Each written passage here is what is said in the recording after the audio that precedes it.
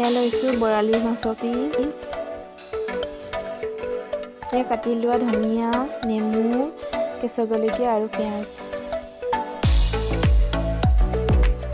ইয়াত নাৰিকলৰ পেষ্ট, নিমখ, সৰিয়হ পেষ্ট, নহৰু, আদা, জালুকৰ পেষ্ট। এতিয়া এইখিনি ধুনীয়াকৈ মিহলাই লৈছোঁ। তাত নেমু ৰস অলপ দি দিছোঁ। এতিয়া অলপ মিঠাতেল দি দিছোঁ। এনেদৰে সকলোখিনি মিহলাই ল'ব ধুনীয়াকৈ।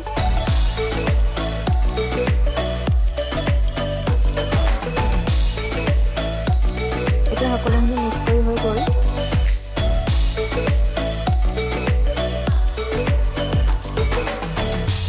এতিয়া এনেদৰে কলপাতত মাছ এডোখৰ এডোখৰকৈ বান্ধি ল'ব। সকলোৱে বান্ধিব জানে চাগে, যদিও নাজানে এনেদৰে বান্ধি ল'ব।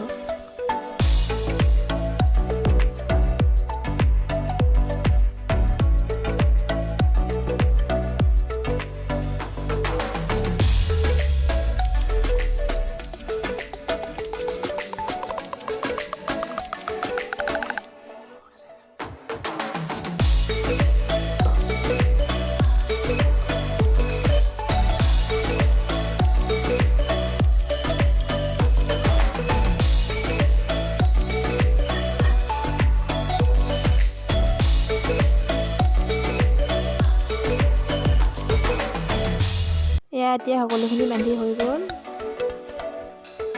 এতিয়া এনেকৈ কেৰাহী এখন পাতি ল'ব, জুইত হ'লেও হ'ব বা গেছত হ'লেও হ'ব।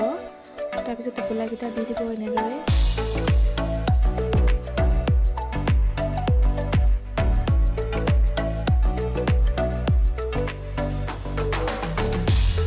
তাৰপিছত এনেকৈ ঢাকোন লগাই অলপ দেৰি ৰাখি থ'ব। মাজে মাজে এনেকৈ লৰাই থাকিব, লুটিয়াই থাকিব টোপোলাকেইটা। তেতিয়াহে দুইফালে সিজিব।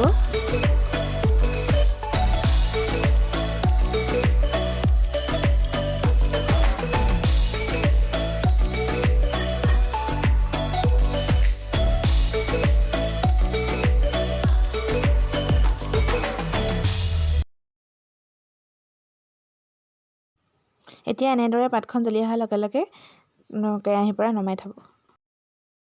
এয়া চাওক, এতিয়া ফাইনেলি পাতত দিয়া মাছ হৈ গ'ল। বৰালি মাছ পাতত দিয়া হৈ গ'ল। ইমান ধুনীয়া হৈছে চাওকচোন, ইমান কোমল হৈছে নহয়। সকলোৱে বনাই খাই চাবচোন এদিন। বন্ধু বান্ধৱীসকল ভিডিঅ'টো চাই বাৰু কেনেকুৱা পালে? যদি ভাল পালে প্লিজ লাইক, কমেণ্ট, ছাবস্ক্ৰাইব কৰিব নাপাহৰিব। পুনৰ আহি আছোঁ নতুন এটা ভিডিঅ' লৈ। আজিলৈ বাই বাই।